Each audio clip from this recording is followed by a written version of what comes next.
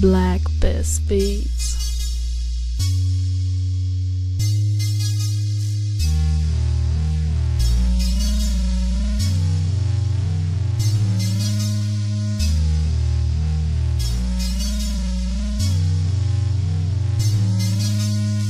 1998 when I started to rap. First year high school ako nang ako'y natutong mag-rap. Ang daming palakpakan na sigawan nang natanggap kapag pinapanood na nila akong nagra-rap. Ako ay simpleng probinsyanong sumakay ng barko, lumuwas ng Maynila, bumaba ng Tondo. Kaya nang sinubukan makipagsabayan para makilala naman ng aking pangalan. At nang sinimulan ko nang sumulat, maraming kababayan ko ang nagulat na pwede palang matupad ang mga pangarap at pwede mong makita ang iyong hinahanap. Kaya ang gusto ko, itutuloy ko. Kung ano ang hilig ko, ay gagawin ko. Nagtiyaga akong sumulat na pinapawisan. Ganyan talaga pag makatambaguhan.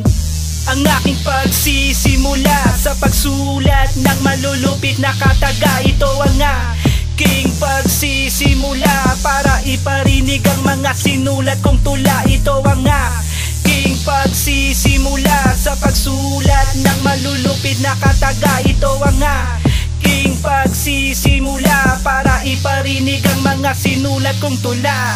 And this time, maraming nagtaka na si Mark Balono ay nakalikha ng kanta. Matagal ko na kasi pangarap to noon pa, at hindi basta nakisabay sa trip nila. At ngayon, handang-handa na ako na pasukin ang mundo ng hip-hop na magulo. Ang dilang baloktot ay itutuwid ko, ang bandera ng Bisaya ay itataas ko. Kaya tuloy mo lang, sige hakbang ka lang, kahit hindi mo alam kung saan ang patutunguhan. Ang mga banat ko ay simple lang, at ang payo ni inay, iwasan ng magyabang. Hindi naman ako yung feeling boss, kasi sanay na sanay ako sa buhay ikahos. Hindi ako malalaos dahil di ako sikat. Hindi ako sikat pero pangalan ko'y kalat. Ang aking pagsisimula sa pagsulat ng malulupit na kataga, ito ang aking pagsisimula para iparinig ang mga sinulat kong tula. Ito ang aking pagsisimula sa pagsulat ng malulupit na kataga. Ito ang aking pagsisimula para iparinig ang mga sinulat kong tula.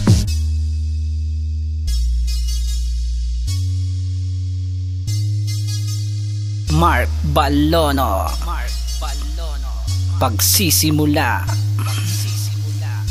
2016, Anini Antique. Here we go.